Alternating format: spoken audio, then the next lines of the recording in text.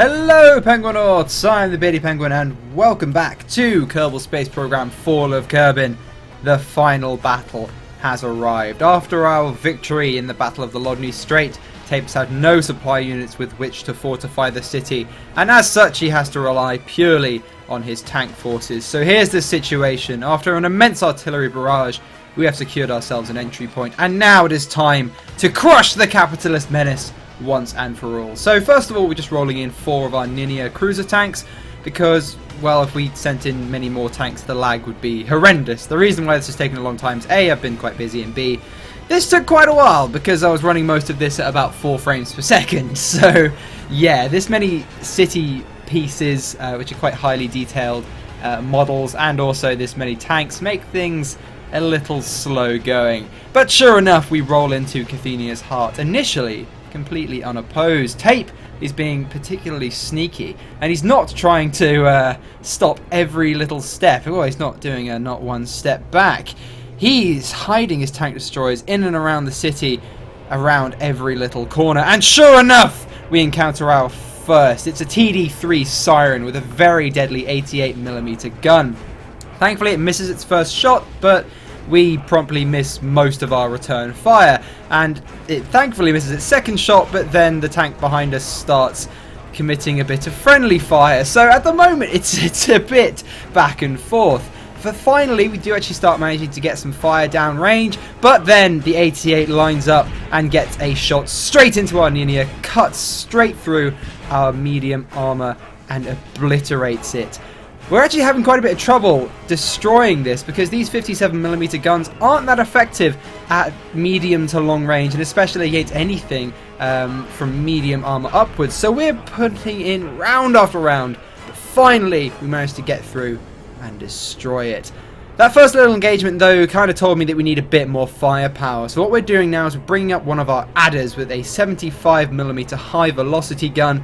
That should have no trouble in getting through the frontal armor of those TD3s, because we're going to be facing a lot of those. That was the first one. We've got another 5 to clear, and now we know they're in this area. We're checking every corner to see if there's one lurking in wait, and sure enough, we encounter another one, race around the corner. It manages to get off a shot with its 88, but it's just a glancing hit, and then we open fire with all 4 of our weapons, the 75mm shredding it, and then our 3 57mm guns destroying what remains. Didn't really stand a chance. Burn Together really has made urban combat a lot more bearable and a lot easier, considering I can actually attack with multiple tanks at once. And obviously treads to make it a hell of a lot easier too, considering we don't have to worry so much about our wheels getting stuck on the curbs all the time. We can actually just traverse our way through the city as a tank column, much more realistically. Anyway, we advance a little bit further along the street, but it seems as if the Kerthenians have fallen back from this sector, and so we push onwards. No fear, we're not going to take any liberties here. We're going to push and push and push until we have no tanks left to push with, and then dig in what territory we've gained. We can't afford to be wasting any time here, and sure enough we encounter another tank. This time though it's one of Tape's little anti-aircraft trucks. It's got a little 20mm quad mount, and normally that wouldn't be a problem, but it catches us side on and tears through our light armor and inflicts some pretty significant damage before we manage to rid ourselves of it, pretty much completely stripping off the entire right hand side of our adder's armor. So now we're going to have to make sure we only go around left hand corners and take things very, very carefully indeed. It didn't really put up much of a fight though, it only had light armor, so as soon as we got some shots on target we destroyed it. But that's the thing, Tape can put in a bunch of little 20mm anti-aircraft guns, and if he catches us going around a corner sideways, it's enough firepower to get through light armor, so they can cause us some problems. And sure enough, we found another tank destroyer. So what we're going to try and do, since we've seen this one before it's seen us, we're going to try and see if we can outflank it. So we're going to go around the side and see if we can get at it from behind. Since it's a tank destroyer, it doesn't have a turret, but Tape has clearly seen this coming, and he's actually covered his back, and there's another tank destroyer lurking in wait around this corner. We managed to get a few shots into it, but sure enough the mighty 88 opens fire and it obliterates our Ninja in one clean swoop. There we go, completely destroyed, and now it is down to just our adder. Our other Ninias are just around the corner. They're going to be too far away to make much of a difference, so it's down to a case of who can reload first. Sure enough, the tank destroyer puts a round into us. We put a round into the tank destroyer. Who can get another round away? Come on, it's anyone's game. We put the round in. No damage. The tank destroyer returns fire and it rips off our track, completely immobilizes the tank. But we get another round away and we manage to defeat the tank destroyer. Unfortunately, this adder is now completely immobilized and it's essentially a total loss. And so we're going to write it off.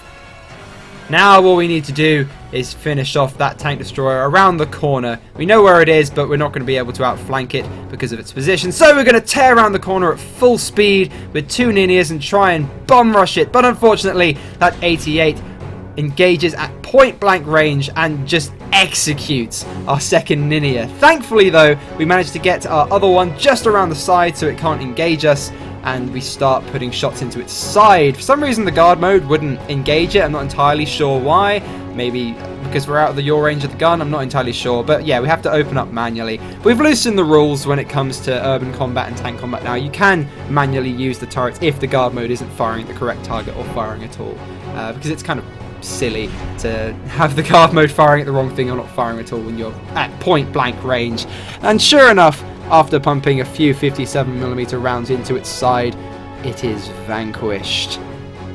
We have lost quite a few tanks in that first little push. However, Tape has lost more. And we have captured the first quarter of the city.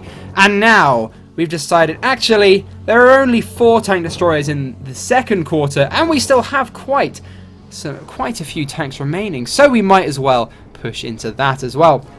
Now, maneuvering this super heavy LF7 Anaconda around this city is no mean feat, and it takes quite a while.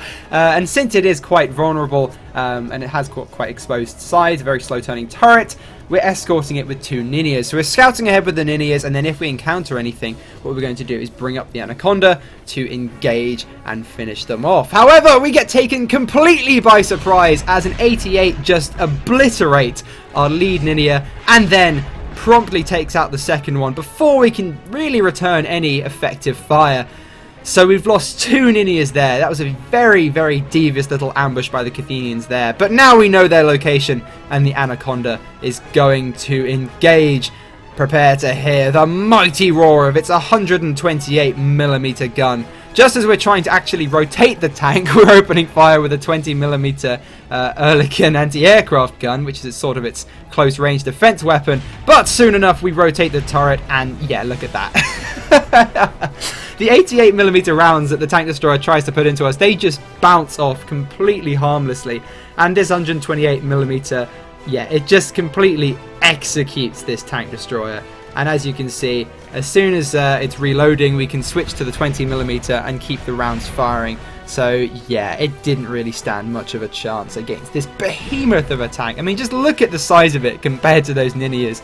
I'm surprised we managed to get it into the city at all, but thankfully the Kerthenian roads are just about wide enough.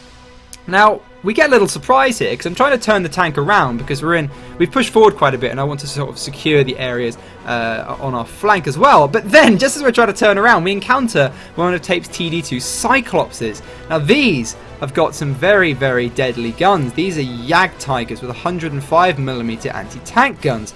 And that is enough to get through our super heavy armor. So what we're going to do is we're going to take this very carefully. Thankfully, though, it's kind of facing the wrong way. I'm not entirely sure why Tape tucked it in here. Like, I almost missed it.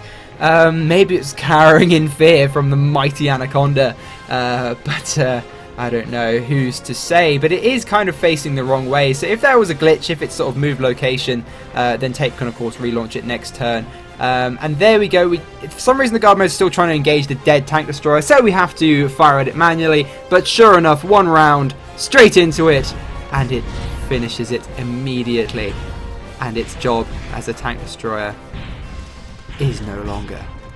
This is really, really cool. I love this tank so much. Such an awesome, just behemoth of a tank. For a while I was scared that it wouldn't be a worthwhile investment because of course these things are extremely expensive. But no, this thing is just completely unstoppable. And I was hesitant to use it in our early, in our first capturing the first quarter of the city, but I really should have. I think I could have saved myself some precious smaller tanks. And now, instead of heading ahead with the Ninias, since we've proved that it's pretty much impervious to most of Tape's weaponry, we might as well just charge across the city with this. It doesn't really need any support, to be honest. It is its own support. If it gets flanked, it can use its 20mm.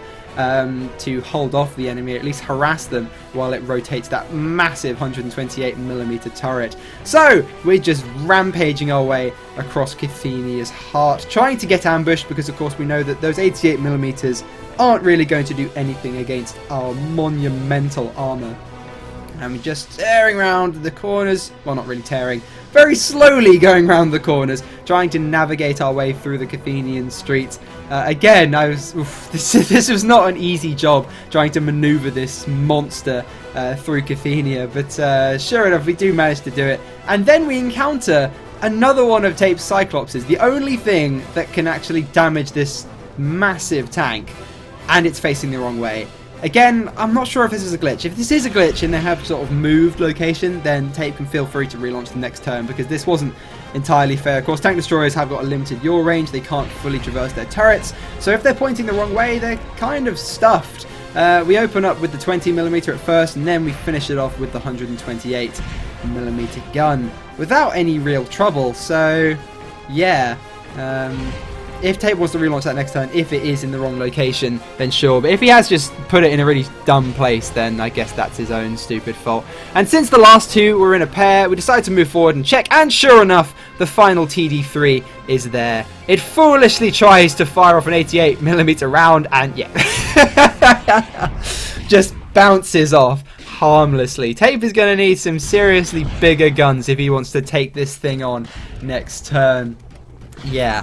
Otherwise, he's going to suffer some pretty catastrophic losses. Now, Tape's kept quite a few tanks in reserve, or quite a few. He's kept 4 tanks in reserve, so he's going to save those for his counterattack next turn. So now we're going to dig in the area that we now possess. We've changed the points system so that we launch 22 points of vehicles at the end of a turn and 22 points at the beginning of a turn for offense and defense. We've also deployed 3 76mm Pack 40 anti-tank guns to guard the area around our monstrous Anaconda Super Heavy. And of course, we've deployed some reinforcements, 3 Ninias and 1 Adder to dig in this area. Tape will launch 22 points next turn to counterattack with, as well as the tanks that he's attacked with, then 22 points to dig in, then we launch 22 points at the start of our turn to attack. It's a much fairer point system, launching things at the end of the turn to defend, and then launching the other half next turn to offend, and of course it also gives us a lot more tanks to play with. So hopefully you've actually enjoyed this first round of the battle for Kerthenia's heart. I hope you will join me next turn for our inexorable push towards total victory. Thank you for watching, everyone. I've been the Beardy Penguin, and I'll see you all next time.